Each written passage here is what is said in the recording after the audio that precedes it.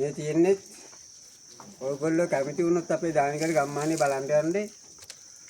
ඔයාලා එහෙ නවතින්න යනවා නම් අපෝ දැනුවත් කියලා අපේ නායකතුමා සහය දෙනවා අපේ. ඒ දුන්නන් පස්සේ යන්න පුළුවන්. එහෙ නවතිනවා නම් නැවතිලා ඉන්නත් පුළුවන්. හැබැයි අපේ ගම්මානේ හන්දේ 50 කියන මේ කල්බණ්ඩා දෙයියන්ගේ කම්බි කනවා. මේ කම්බි කනුවට අපි ඖෂධ 7ක් මේ බෙහෙත් ඖෂධ 7ක් මේකෙන් අපි 10 දෙනෙක් ගියොත් මේ ඖෂධ 7 වෙලන් තමයි අපි ඔයාලා ඇතුළට ගන්නෙ. කියාලි ඉන්නවා, කොටි ඉන්නවා, වලස්සු ඉන්නවා, සත්තු සර්ප සියලුම දෙනා ඉන්නවා. ඒකින්ද ඒගොල්ලන්ගේ ආරක්ෂාව විල්ලන් තමයි අපි කල්බණ්ඩා දෙයියන්ගෙන් යන්නේ. ඊට පස්සේ අපි අවුරුදු ගානක් ඇතුළේ හිටියත් අපිට උනස් දෙම්මිස්සාව සතුකින්වත් කරදරයක් වෙන්නේ නැහැ.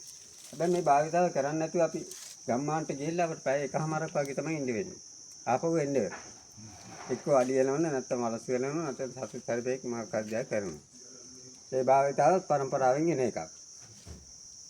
ඔයාලට අද උදේ කොහමත් අපට 8-9 විතර වෙනකොට යන්න පුළුවන්. අපේ ගම්මානවල දෙකක් බලලා ඉන්න පුළුවන්. හවස 5 විතර 5:00 විතර වෙනකොට එන්න පුළුවන්. සුද්ධමත් අරන් ගින් එනවා ඒ ටයිම් එකට. හැබැයි එහි නැවතිලි බලන එක තමයි. එහි නැවතිලි බැරිවොත් අපිට ගම්මානවල 6-7 බලා ගන්න පුළුවන් දවසකට. අර ගිහිල්ලා එනවනම් ගම්මානවල දෙකයි බලන්න පුළුවන්.